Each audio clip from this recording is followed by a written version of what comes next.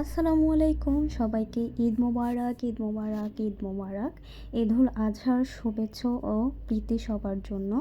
তো এই যে দেখতে পাচ্ছেন আমাদের কোরবানির গরু।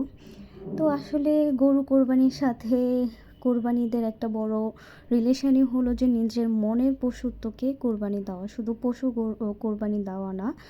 তো আশা করি সবাই নিজের মনের পশুত্বকে কোরবানি দিয়ে আবার নতুনভাবে জেগে উঠবেন। আর যে অবস্থা দেশে দেখতেছি, তার মধ্যে আমাদের সবার মাঝেই মনে হয় মনুষ্যত্বটা কমে গিয়েছে।